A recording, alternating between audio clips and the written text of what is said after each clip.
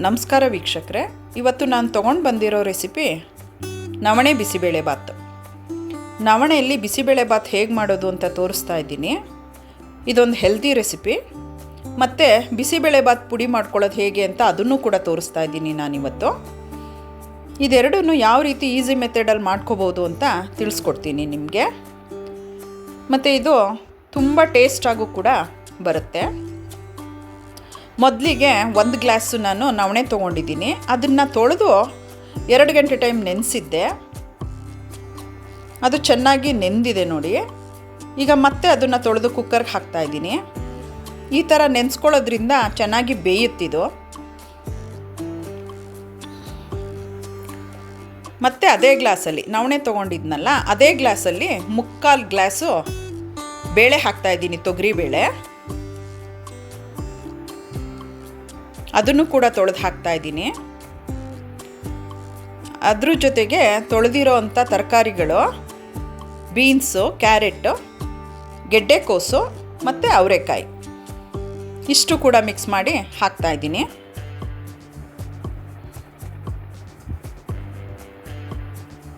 ಮತ್ತು 2 ಸಣ್ಣ ಟೊಮೆಟೊ ಹೆಚ್ಚು ಹಾಕ್ತಾಯಿದ್ದೀನಿ. ಮತ್ತು 2 ಮೀಡಿಯಮ್ ಗಾತ್ರದ್ದು ಈರುಳ್ಳಿ ನೋಡಿ. ಇದಕ್ಕೆ 6 ಗ್ಲಾಸ್ ನೀರು ಹಾಕ್ತಾಯಿದ್ದೀನಿ ಅದೇ ಗ್ಲಾಸಲ್ಲಿ.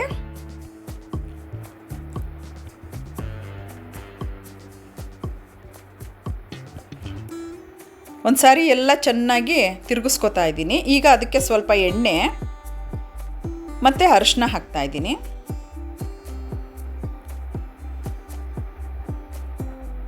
ಇದಿಷ್ಟನ್ನು ಹಾಕಿ ನಾನು 3 ವಿಷಲ್ಸು ಕೂಗಿಸ್ಕೊತೀನಿ.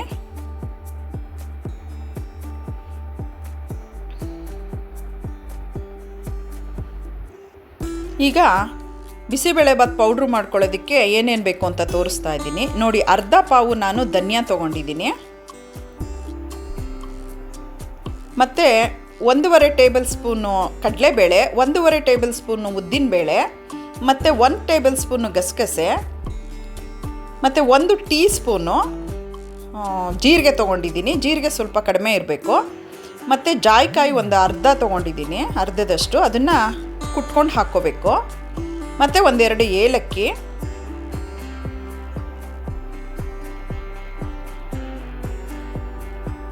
ಮತ್ತು ಚಕ್ಕೆ ಲವಂಗ ತೊಗೊಂಡಿದ್ದೀನಿ ನೋಡಿ. ಚಕ್ಕೆ ಈ ಪ್ರಮಾಣದಲ್ಲಿ ತೊಗೊಂಡಿದ್ದೀನಿ ನಾನು. ಮತ್ತು ಲವಂಗ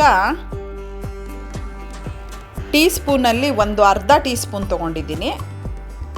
ಮತ್ತು ಇಂಗು ತೊಗೊಂಡಿದ್ದೀನಿ. ಇಂಗು ಪುಡಿ ಹಿಂಗೆ ಹಾಕ್ಕೋತಾ ಇದ್ದೀನಿ. ಮತ್ತು ಅರಿಶಿನದ ಪೌಡ್ರು, ಕರಿಬೇವಿನ ಸೊಪ್ಪು ಸ್ವಲ್ಪ,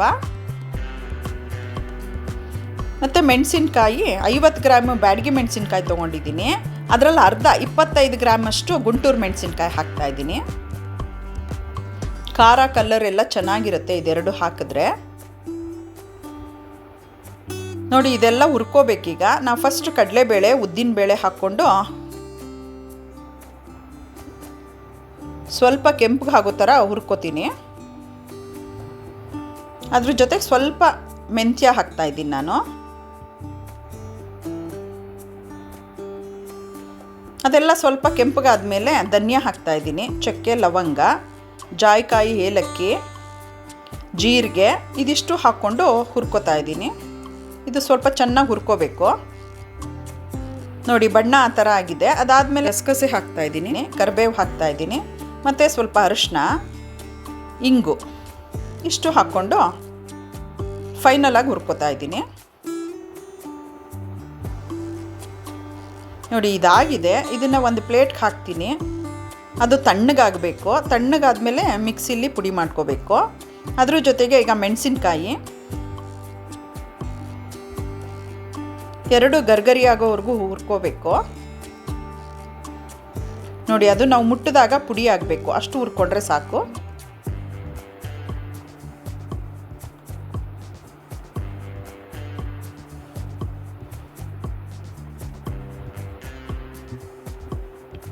ನೋಡಿ ಇದೆಲ್ಲ ಹುರಿದಿದ್ದಾಗಿದೆ. ಇದು ತಣ್ಣಗಾದ್ಮೇಲೆ ಪುಡಿ ಮಾಡ್ಕೋತೀನಿ. ಸ್ವಲ್ಪ ಕೊಬ್ಬರಿನ ಹುರಿದಿಟ್ಕೋಬೇಕು.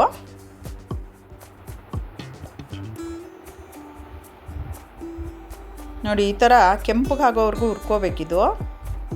ಒಳ್ಳೆಗೆ ಸ್ಮೆಲ್ ಬರುತ್ತಿದು, ಚೆನ್ನಾಗಿರುತ್ತೆ ಹುರ್ಕೊಂಡ್ರೆ. ನೋಡಿ ಇದು ಕುಕ್ಕರ್ ಓಪನ್ ಮಾಡಿದ್ದೀನಿ. ನೋಡಿ ಈ ಥರ ಬೆಂದಿದೆ, ಎಷ್ಟು ಚೆನ್ನಾಗಿ ಬೆಂದಿದೆ. ಬೇಳೆ ಮತ್ತು ನವಣೆ ಎರಡೂ ಕೂಡ ತುಂಬ ಚೆನ್ನಾಗಿ ಬೆಂದಿದೆ. ಈಗ ಪುಡಿ ಮಾಡ್ಕೊಂಡಿದ್ದೀನಿ ನೋಡಿ, ಬಿಸಿಬೇಳೆಬಾತ್ ಪುಡಿ ಪೌಡ್ರು ಚೆನ್ನಾಗಾಗಿದೆ, ಇದು ಕೂಡ ಚೆನ್ನಾಗಿ ಬಂದಿದೆ. ಈಗ ಇದರಲ್ಲಿ ನಾನು ಒಂದು 5 ಸ್ಪೂನ್ ತೊಗೋತೀನಿ ಬಿಸಿಬೇಳೆಬಾತ್ ಪುಡಿ. ಒಂದು 5 ಸ್ಪೂನ್ ತೊಗೊಂಡಿದ್ದೀನಿ ಇದು. ಮತ್ತು ಇದಕ್ಕೆ ನಾನು ಹುರ್ಕೊಂಡಿದ್ನಲ್ಲ ಆ ಕೊಬ್ಬರಿ ಹಾಕ್ಕೋತಾ ಇದ್ದೀನಿ. ಎಲ್ಲ ಪುಡಿಗೂ ಹಾಕ್ಕೋಬಾರ್ದು, ನಾವೆಷ್ಟು ತೊಗೋತೀವಿ ಪುಡಿ ಬಿಸಿಬೇಳೆಬಾತ್ಗೆ ಅದಕ್ಕೆ ಮಿಕ್ಸ್ ಮಾಡಿಕೊಂಡು ಸ್ವಲ್ಪ ದಪ್ಪದಾಗಿ ಪುಡಿ ಮಾಡ್ಕೊಂಡಿದ್ದೀನಿ ಕೊಬ್ಬರಿನ. ಇದ್ರ ಜೊತೆ ತರ್ತರಿಯಾಗಿರಬೇಕು. ಬಾಣಲಿಗೆ ಎಣ್ಣೆ, ತುಪ್ಪ, ಸಾಸಿವೆ ಮತ್ತು ಮೆಣಸಿನ್ಕಾಯಿ ಮತ್ತು ಸಾಂಬಾರು ಈರುಳ್ಳಿ, ಸಣ್ಣ ಈರುಳ್ಳಿ ಬರುತ್ತಲ್ಲ ಅದನ್ನು ಸ್ವಲ್ಪ ಹಾಕ್ಕೊಂಡಿದ್ದೀನಿ.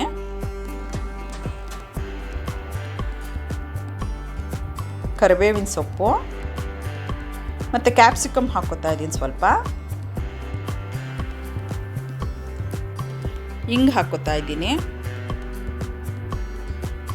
ಈರುಳ್ಳಿ ಸ್ವಲ್ಪ ಫ್ರೈ ಆಗೋ ಥರ ಚೆನ್ನಾಗಿ ಹುರ್ಕೋಬೇಕು. ಇದಾದಮೇಲೆ ಬಿಸಿಬೇಳೆಬಾತ್ ಪೌಡ್ರ್ ಹಾಕ್ತಾಯಿದ್ದೀನಿ ನಾನು. ಕೊಬ್ಬರಿ ಹಾಕಿ ರುಬ್ಕೊಂಡಿದ್ನಲ್ಲ ಅಷ್ಟು ಬಿಸಿಬೇಳೆಬಾತ್ ಪುಡಿ ಹಾಕ್ತಾಯಿದ್ದೀನಿ ನಾನು. ಅದು ಸ್ವಲ್ಪ ಫ್ರೈ ಮಾಡಿಕೊಂಡೆ ಎಣ್ಣೆಲಿ ಚೆನ್ನಾಗಿ. ಈಗ ಅದಕ್ಕೆ ಹುಣಸೆ ಹುಳಿ ಹಾಕ್ಕೋತಾ ಇದ್ದೀನಿ. ಯಾವ ಪ್ರಮಾಣದಲ್ಲಿ ಬೇಕೋ ಅಷ್ಟು ಹುಣಸೆ ಹುಳಿ ಹಾಕ್ಕೋತಾ ಇದ್ದೀನಿ.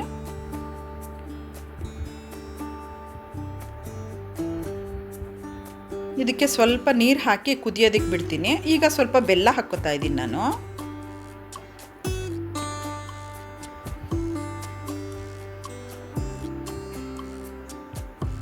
ಇದೆಲ್ಲ ಸ್ವಲ್ಪ ಕುದಿಬೇಕು. ನೋಡಿ ಇದಾಗಿದೆ. ಈಗ ಈ ಮಿಶ್ರಣನ ನಾನು ನವಣೆ ಜೊತೆ ಮಿಕ್ಸ್ ಮಾಡ್ತಾ ಇದ್ದೀನಿ.